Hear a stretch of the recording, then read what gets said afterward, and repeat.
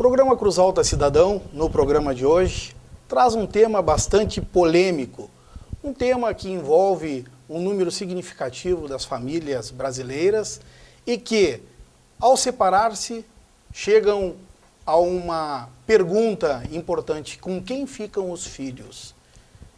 A par disso, a legislação tem buscado inovar, além do tipo de guarda já existente, guarda unilateral, também inova trazendo a guarda compartilhada e ainda também, por inovação doutrinária e jurisprudencial, a guarda alternada. Nós estamos aqui para conversar sobre o assunto hoje com a juíza titular da 2ª Vara de Cruz Alta, da comarca de Cruz Alta, a doutora Sônia Batistella, a assistente social judiciária, senhora Regina Célia Fava, e o doutor Saulo Oliveira Semin, conhecido psicanalista, também atuante em nossa cidade. Sejam muito bem-vindos. O programa Cruz Alta Cidadão agradece a presença e a disponibilidade de vocês. Então, no sentido de nós buscarmos um melhor esclarecimento para a comunidade, e antes de nós adentrarmos na discussão propriamente dita do tema, a nossa equipe foi fazer algumas perguntas para a comunidade, exatamente para verificar aonde residem as dúvidas no que diz respeito ao tema guarda dos filhos. Nós vamos assistir. Meu nome é Alacide Santos, eu queria saber o que seria a guarda compartilhada. Doutora Sônia, então nós tivemos uma pergunta importante no que diz respeito à guarda compartilhada. O que nós poderíamos dizer para a comunidade? Como é a guarda compartilhada? Como ela funciona? Quais são as responsabilidades dos pais com relação aos filhos? Boa noite. Bom, a guarda compartilhada ela é uma inovação trazida pela nossa legislação. Isso já existe em outros ordenamentos, nos Estados Unidos, na Europa, já vem sendo aplicada a guarda compartilhada desde os anos 70. Aqui no Brasil, ela é recente, é uma lei de 2008, que inseriu, então, a guarda compartilhada no ordenamento jurídico. O que significa a guarda compartilhada? E eu acho que essa é a maior confusão que é feita entre as pessoas. Eu verifico isso, geralmente, em audiência. As pessoas pensam que a guarda compartilhada ela é a divisão da criança. Um dia a criança, metade da semana a criança fica com o pai e a outra metade fica com a mãe e aí não precisa pagar pensão. Na prática, é isso que as pessoas pensam que é. Ou mesmo um determinado período com um e um determinado período com outro, um pouco mais longo? É o que as pessoas pensam, mas de fato não é isso que é a guarda compartilhada. Porque a guarda compartilhada, ela significa uma divisão de responsabilidades. Por quê? Anteriormente, com a guarda unilateral, que é a outra forma prevista no ordenamento jurídico, a tradicional que nós tínhamos até... Fica com um dos genitores e o outro exerce o direito de visitas.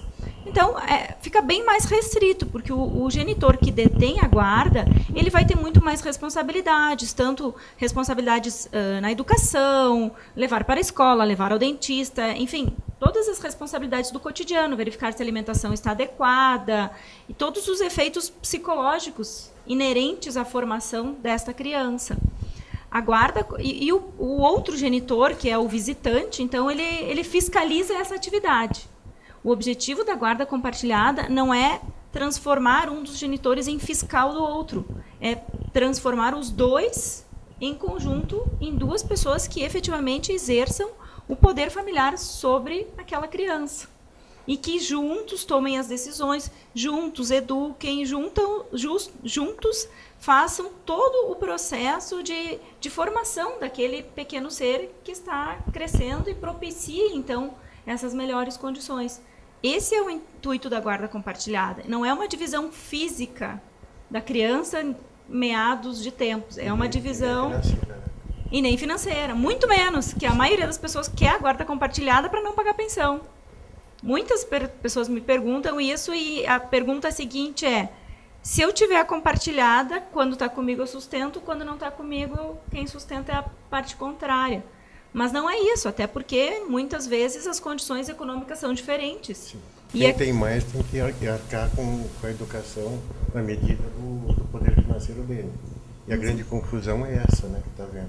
Exatamente. E até ontem passou isso no Fantástico e e está passando isso na novela, né? Agora quem tem acompanhado alguns capítulos verifica que, e na novela o modelo que mostra é justamente a divisão. Então acho que isso é uma coisa para ficar bem esclarecida. A criança vai ter uma casa principal, que é a casa onde ela vai residir, e aí e na outra ela pode até dividir a casa. Não significa que vai haver uma modificação do direito de visitas.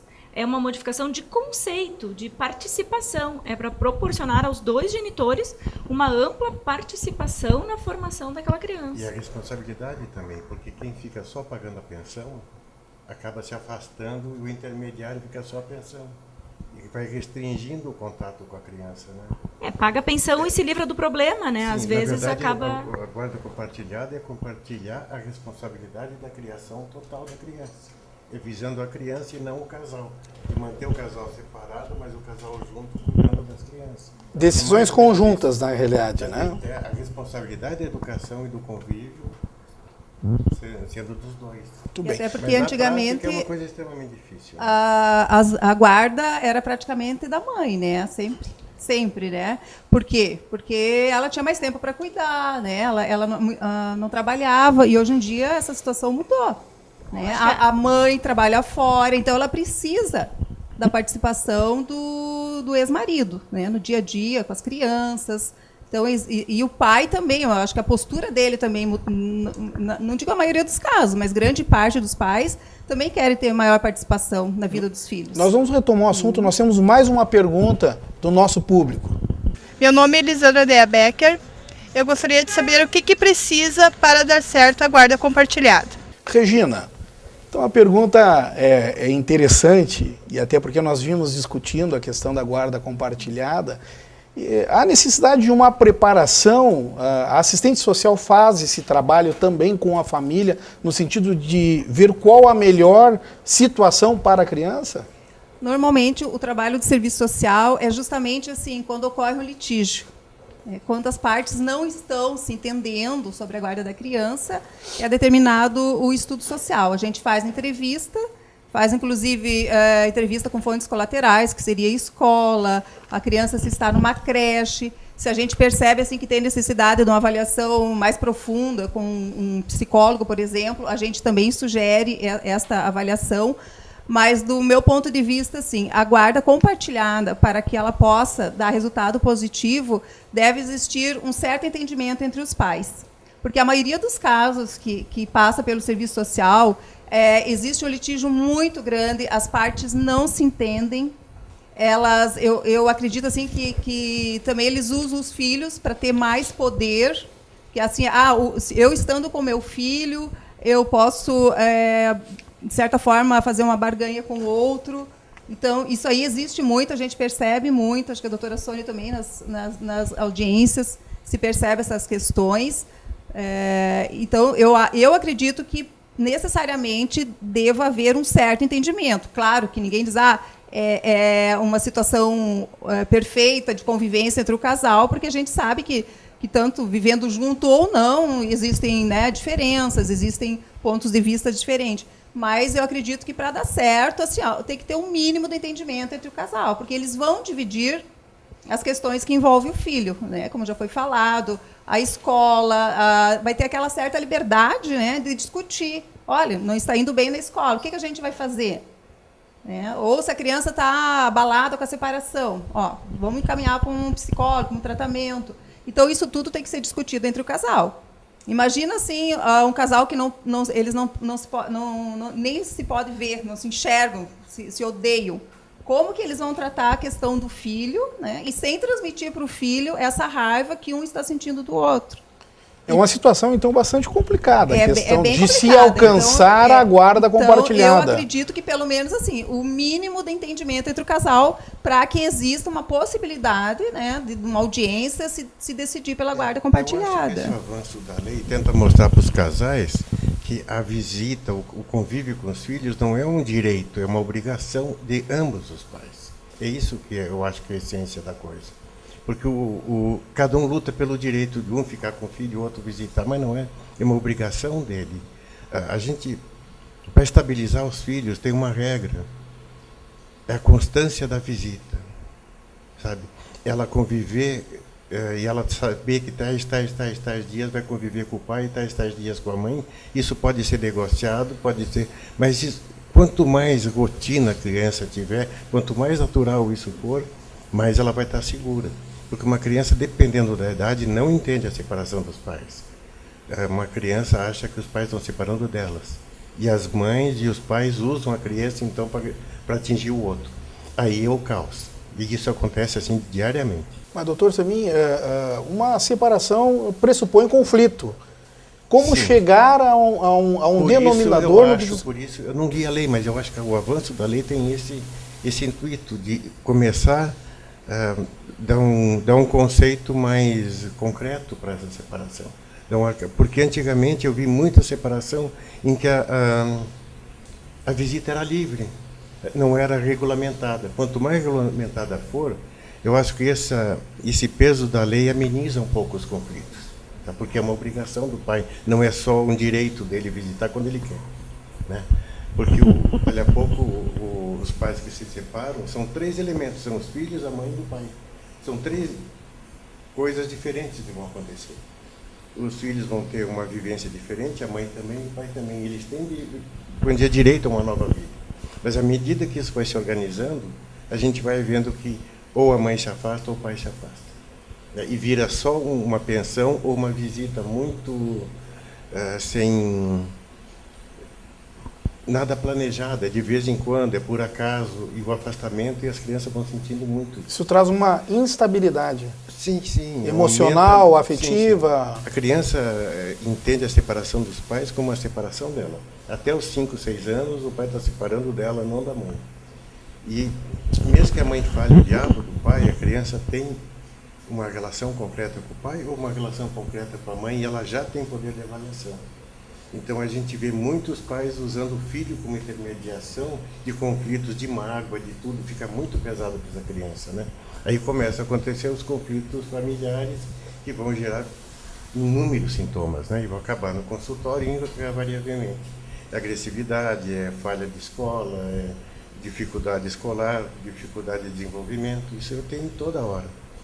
Complemento. Então, eu acho, basicamente, eu não sei se isso está na lei ou não, mas a constância e a rotina é o que dá a segurança das crianças. Nós vamos fazer um pequeno intervalo e voltamos com o assunto logo após.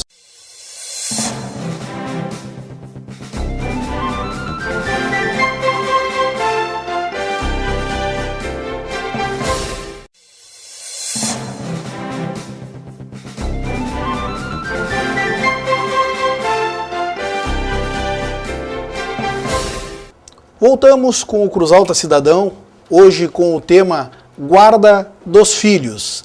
Nós temos mais uma pergunta da comunidade, vamos assistir então.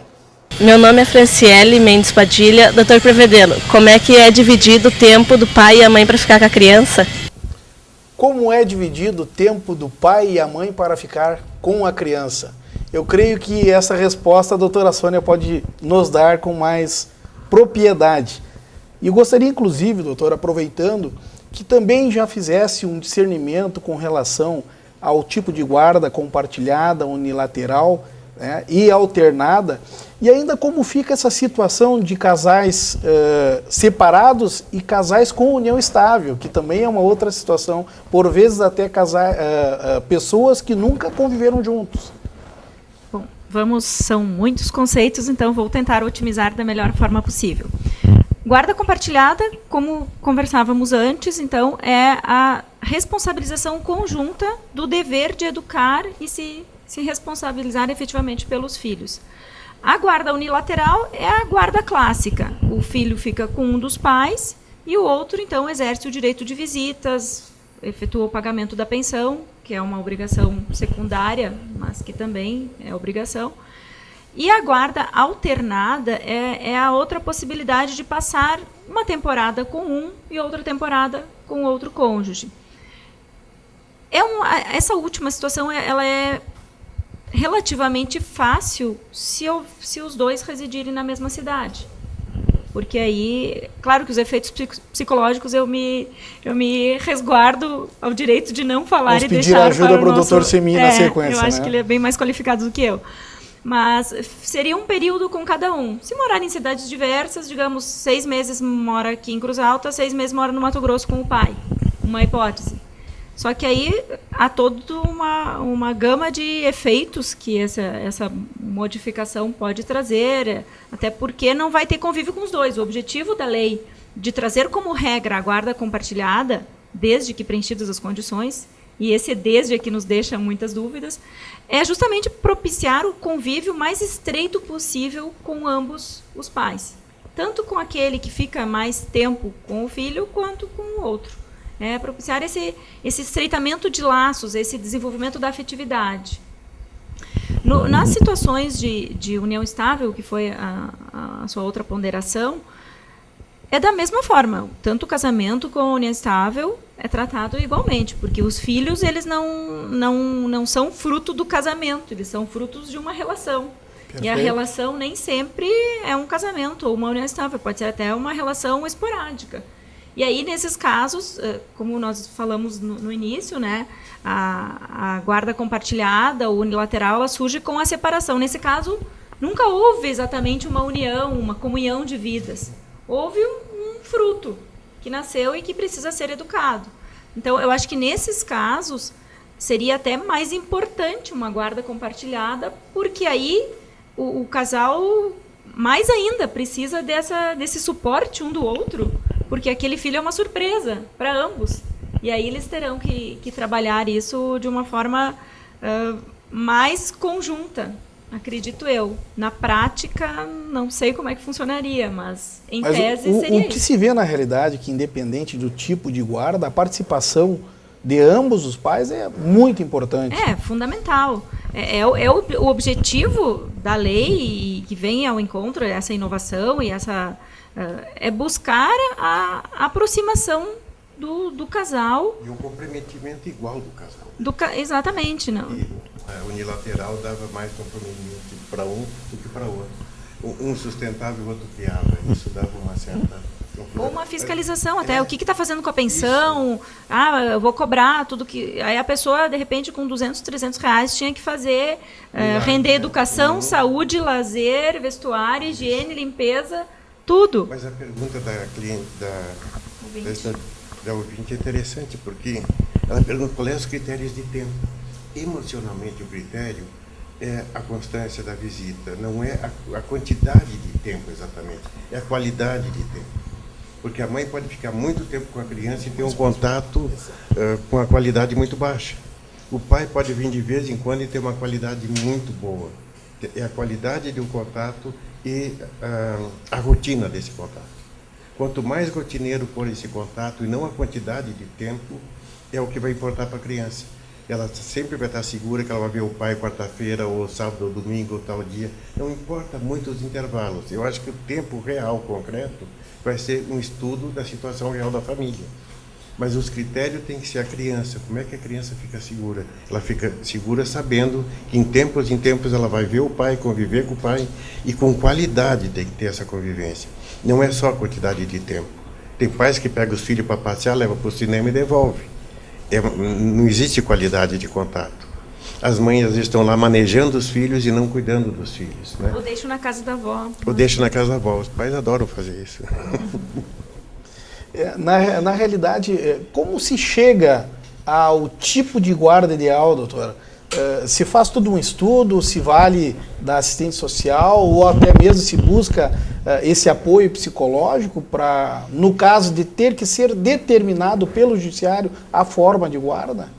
Ou mesmo com quem vai ficar a guarda? Sempre se tenta, eu tenho tentado isso e os meus colegas da mesma forma, chegar a um consenso com os pais, conversando com os pais, já fiquei horas conversando com os pais para chegar a um consenso, tentando verificar, mesmo sem ter a qualificação técnica de um psicólogo, ver o que está se passando, porque muitas vezes é uma barganha esse compartilhamento e essa visita. Há outras questões que vêm à tona, que é por que a relação terminou, se houve uma traição, se aquela criança é fruto de um projeto de vida ou se foi um acaso. é interessante como as coisas vêm à tona quando tu deixa as pessoas falar. E eu costumo deixar, não costumo ter muita pressa em audiência, porque às vezes é aquela oportunidade que o casal, quando já não está muito bem, é a oportunidade que eles têm de falar as coisas um para o outro, sem chegar a uma agressão, porque eles estão na frente do juiz, ou na frente de mais outras pessoas, e aí tudo sai para fora. E nem todas as pessoas têm condições de procurar uma psicoterapia, que eu acho que isso seria essencial, até para saber o que a pessoa quer, o que está sendo trazido para essa audiência, e que não se chega a um consenso. Porque muitas vezes não é nem a visita, não é nem a pensão, não é nem a guarda, é o que está lá por trás, é que impede que se chegue a um acordo. Mas, infelizmente, não temos na rede pública um serviço à disposição. E aí nos socorremos, nós temos a assistente judiciária, que é a Regina, que muito nos ajuda, pedimos uma avaliação para ela. Quando ela vê que ela consegue nos dar uma opinião final, uma opinião que nos convença, enfim, conseguimos resolver assim, decidindo. Se não deu no consenso, aí se pede uma avaliação psicossocial, se pede uma análise psicológica ou psiquiátrica. Nós aqui temos uma deficiência também no quadro de pessoas que se dispõem a fazer isso. Então, essa é a nossa maior dificuldade atualmente.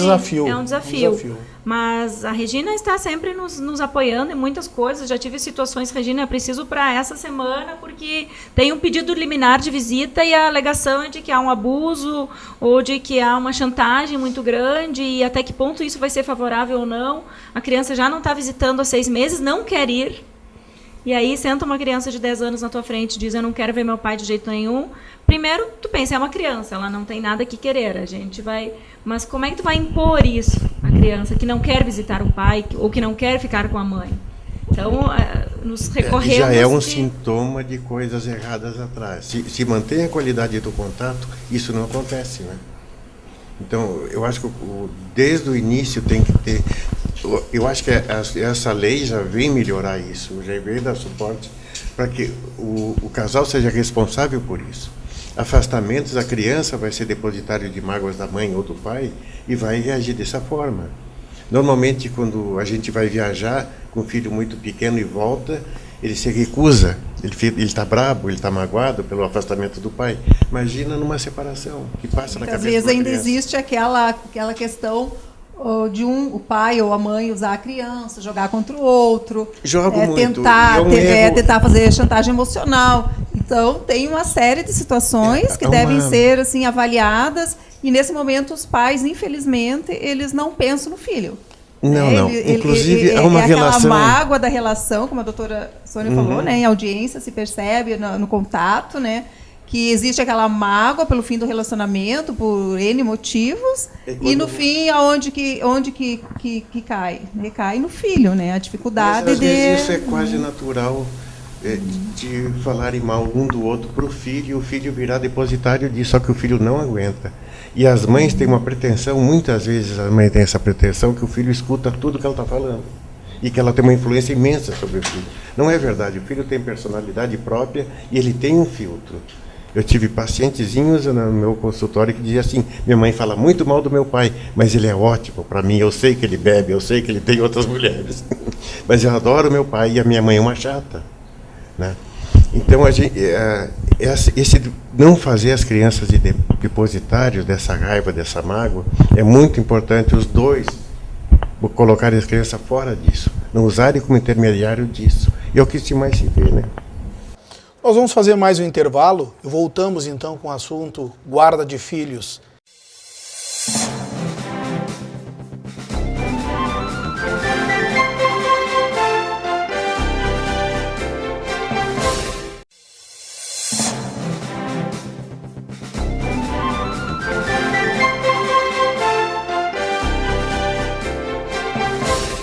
Voltamos com o Cruz Alta Cidadão, hoje com o tema guarda de filhos.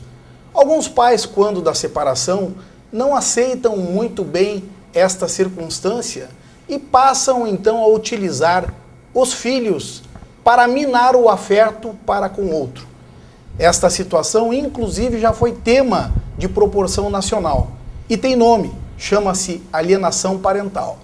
Nós vamos conversar com a Regina, no sentido, Regina, que tu nos diga do trabalho que tu desenvolve, quais são os resultados, o que isso pode influenciar na educação dos filhos. Bom, até essa questão, assim, muitas vezes ela é difícil da gente diagnosticar. A alienação parental, a mãe tentando colocar o filho contra o pai e vice-versa. Nem sempre a gente tem aquela capacidade de observar que esse fato está acontecendo. Claro que quando existe assim muito abertamente, é uma questão que é mais fácil de diagnosticar e tentar, de alguma forma, através de uma terapia da família, superar esse problema. Mas nem sempre a gente consegue detectar isso aí. E claro que essa questão traz muita dificuldade para a criança. Porque ela se vê, ela acaba sendo assim, ela tem o amor tanto pelo pai e pela mãe, e ela acaba sendo tolhida nesse amor, né, por causa da influência de um terceiro, do pai, da mãe ou de outra pessoa. Eu tenho um caso, não sei se eu posso relatar, que seria assim a questão da avó, a alienação por parte da avó que estava criando essa criança. Inclusive, ela fez uma denúncia até de abuso por parte do pai, chegou ao extremo, né? E essa criança, imagina só, se existe uma notícia de abuso, ela vai ter que passar por psicólogo, por avaliações, e que não foi, as avaliações não concluíram que a criança estava sofrendo abuso, né? Mas a avó, com aquela questão assim que eu acho é mais de poder, de quase ser dona daquela criança, ela chegou a esse ponto. E depois, a avó chegou, um tempo depois a avó faleceu, assim, repentinamente, e o processo, os pais conseguiram fazer um acordo de visita. Então, sinal que realmente era aquela avó que estava tumultuando, né, essa relação. E eu fui fazer a visita depois, quando os pais fizeram um acordo. O menino estava indo na casa do pai, que morava com os avós paternos, tranquilo, feliz, e ele dava problema na escola, ele estava agressivo, uma série de problemas na escola, que a gente esteve na escola também conversando. Claro, reflexo do quê? Da situação que a avó criou. E depois, quando a avó, né, fatalmente faleceu, encerrou aquele ciclo e os pais conseguiram se entender. Mas isso com certeza acaba trazendo prejuízos para a criança. Com certeza, né? Com certeza. Essa criança foi bem Os prejuízos são imensos em todas as áreas, né? Principalmente é um sentimento de rejeição.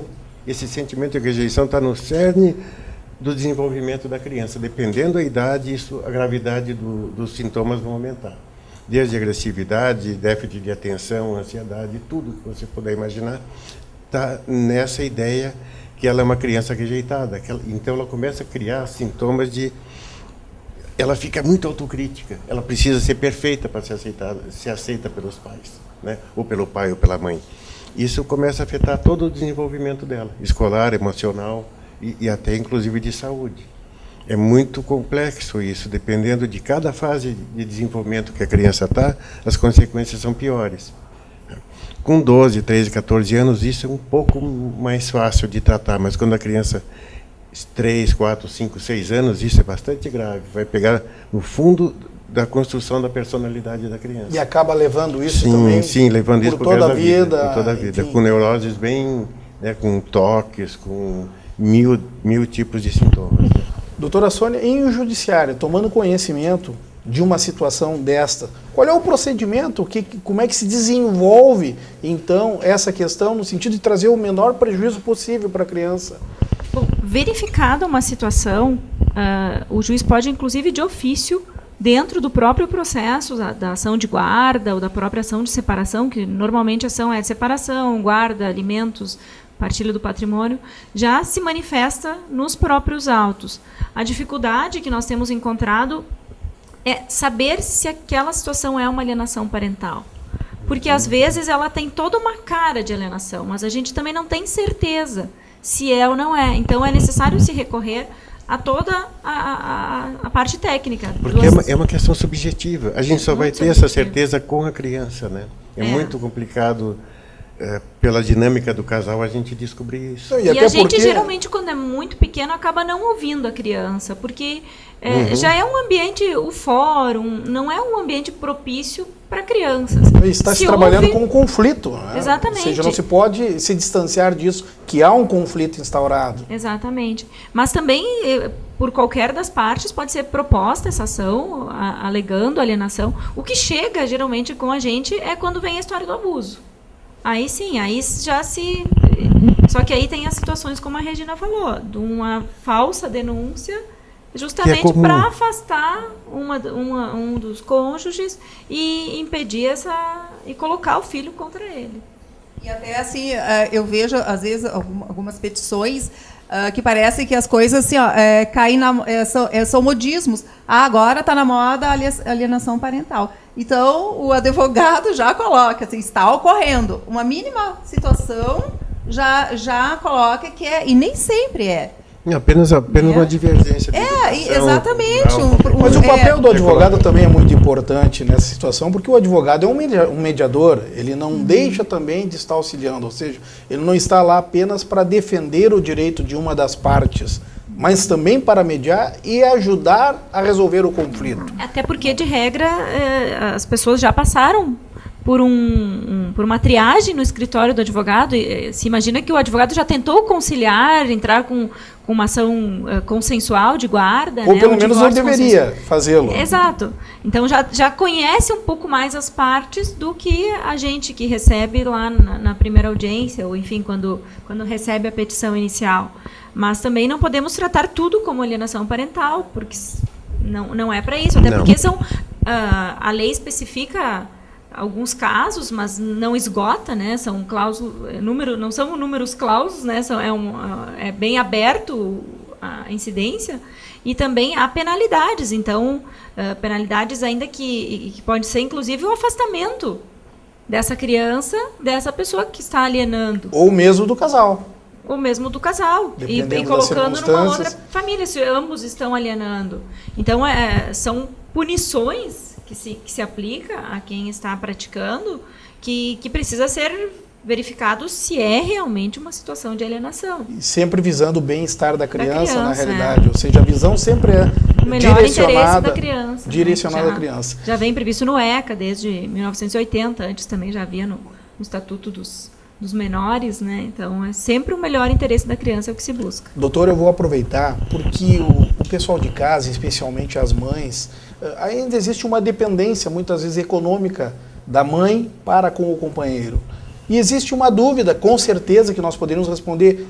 Nesses casos, com quem fica o filho se a mãe tem dependência econômica? Muitas vezes uma relação se prolonga exatamente por causa deste detalhe. Porque, num primeiro momento, mãe nenhuma abre mão de filho. As mães sempre querem ficar com os seus filhos. Isso já é histórico, né? E para que nós possamos levar, então, um pouco mais de esclarecimento com relação a essa situação, é que as mães têm medo, exatamente, de perder a guarda do filho em virtude da dependência econômica. Bom, são duas coisas bem distintas. Uma coisa é a guarda e a outra coisa é a dependência econômica. A pensão que é paga pelo filho é para o filho, não é para a mãe. Então, há muita confusão também que se faz nisso, né? Em alguns casos, há o uso desse dinheiro que é para o filho pela mãe. Porque a mãe também pode buscar a sua pensão, se ela se acha dentre as condições de que sempre serviu ao casamento, não foi tolhida no seu direito de estudar, de ter a sua própria profissão. Então, ela também poderia reivindicar um pensionamento por um período curto, ou até ela se inserir no campo de trabalho. Bastaria comprovar a dependência. Bastaria comprovar a dependência, mas também é a situação que não é para a vida toda, a menos que tenha algum problema de doença, físico, que não possa trabalhar. Sendo uma pessoa jovem, saudável, com aptidão para o trabalho, os nossos tribunais não têm mantido essa pensão para a vida toda. Até porque ela pode buscar uma nova vida, assim como o companheiro, né? Formar novas famílias, enfim. Agora, diferente a situação de um casal com 50 anos de casamento, que a mulher cuidou de todos os filhos, e aí, no final da vida, se vê totalmente desamparada. são situações bem diferentes, porque pode provocar, essa pensão para a mãe pode provocar uma inércia em buscar um trabalho para se autossustentar e ajudar no sustento do filho. Então, Lógico. essa que é... Mas existe também, porque é bom que se diga que esse direito de pensão é do filho. É do filho, é da criança. com certeza absoluta. E a mãe, por consequência, também não pode abrir mão desse direito. Ela, Claro. como guardiã, deve proteger os direitos do filho. A pensão, eu sempre falo isso em audiência, e aqui é uma ótima oportunidade para fazê-lo, que a pensão não é para a mãe, é para a criança. Muitas vezes o pai, mas ela quer tanto de pensão. Bom, ela quer porque ela está no direito dela e porque é para o filho que é do casal. É só por isso que ela quer, e se ela não quiser, o Ministério Público vai fazer isso, alguém fará isso em nome dela, porque é para o filho. Claro, ela pode abrir mão, se ela tiver condições e não quiser cobrar do pai, porque ela pode deixar de pedir, mas ela não pode renunciar, é um direito irrenunciável. Muito bem. Nós vamos fazer mais um intervalo e voltamos já já.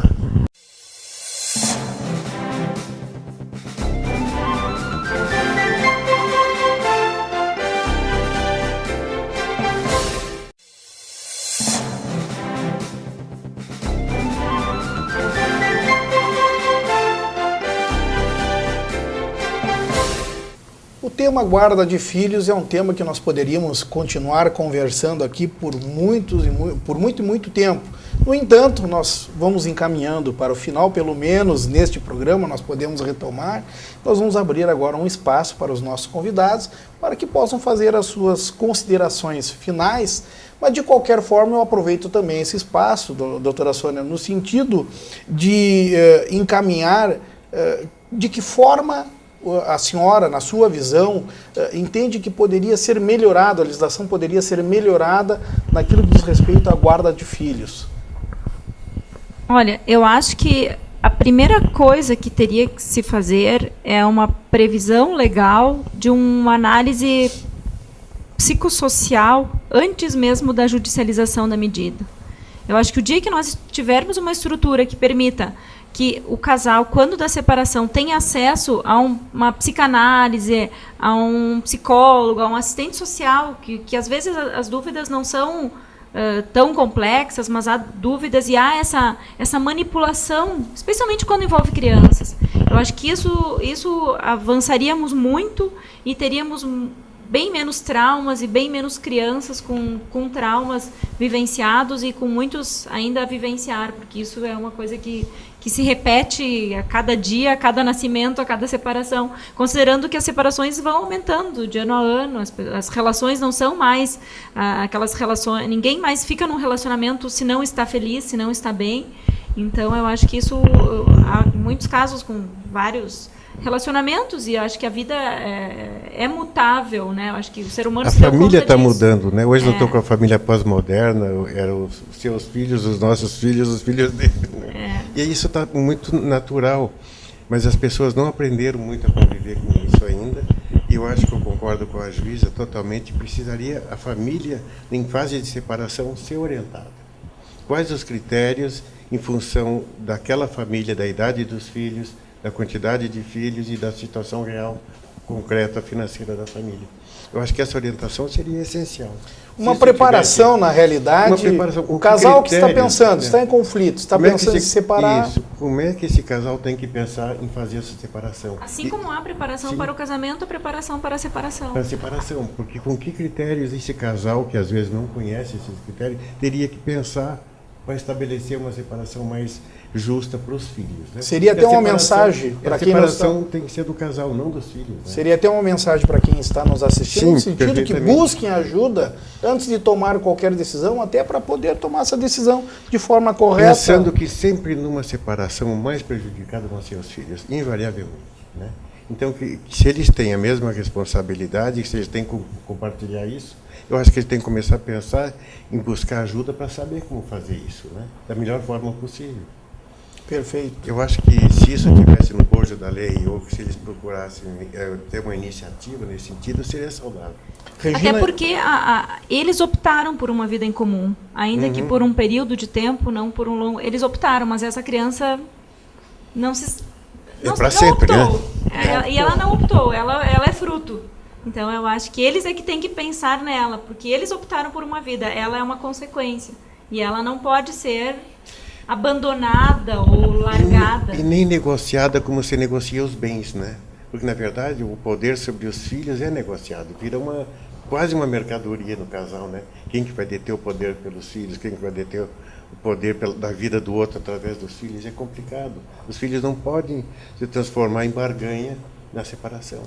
Se a lei apoiar isso, existe recurso para que o casal possa fazer isso de forma equilibrada, né? Pedir ajuda seria uma saída. Se isso tivesse apoio legal, melhor ainda, né? Perfeito. Regina, há uma forma de resolução ou cada caso é um caso? Tem que ser trabalhado, tem que ser analisado? Cada caso é um caso. Com certeza, cada caso é um caso. Só que, assim, como já foi falado, à medida do possível, se essa família tiver um apoio, só que é como a gente fala, a demanda é muito grande, a rede social não comporta, muitas vezes um atendimento particular a família não dispõe. Então, assim, são situações bastante complicadas que nem sempre essa família tem acesso, né, a esse atendimento que realmente ela precisa. E como o doutor Semin falou, essa questão da separação, se não for bem conduzida, vai refletir nos filhos. Vão ser futuros clientes, né, dos consultórios de psicanálise, de psicologia e psiquiatria. E, infelizmente, no nosso cotidiano, a gente vê praticamente só isso. A gente não vê assim um casal que tenta, né, na separação, entrar no consenso, pensar no bem-estar do filho. Isso aí é bastante raro a gente ver, né, essa situação. Você, como advogado, também, né, no teu dia a dia também deve enfrentar essa situação, né, de litígio entre os pais, e vai com certeza refletir nos filhos, né, na escola, no dia a dia, agressividade, problema futuro de droga. Então é bastante complexo isso aí, e os pais, infelizmente, ainda não têm um apoio da rede social, e eles mesmos, às vezes, mesmo tendo condições, eles não se propõem a fazer um acompanhamento, uma terapia, para se preparar até, como foi falado. Orientação, né? Uma simples orientação às vezes resolve. Né? Também, né? Muito bem. Dependendo muito da cultura do casal, né? Onde é que está? Que tipo de cultura, que tipo de educação. Então, tem casos muito bem resolvidos, né? Eu vivenciei muitos casos que a integração é perfeita. E a gente vê que quanto menos educação, mais agressividade, quanto menos cultura, menos condição financeira, a situação vai se deteriorando. Né? Até o próprio atendimento psicológico, às vezes a gente vê assim, a pessoa que tem menos acesso, ele já diz assim, eu não sou louco para ir no psiquiatra, no psicólogo. As pessoas, né, têm essa visão, né? Só então, louco precisa procurar então ele já tem uma certa resistência. Se você sugere, né, algum tipo de atendimento, ele já existe essa resistência. Por parte indiscutivelmente, de pessoas, um melhor esclarecimento ou mesmo uma conscientização da população vai ajudar bastante, então, na resolução de conflitos. E nós queremos agradecer realmente ao Dr. Semin, a doutora Sônia, a Regina, por terem vindo aqui conversar com a comunidade nesse espaço do Canal 20 destinado à comunidade.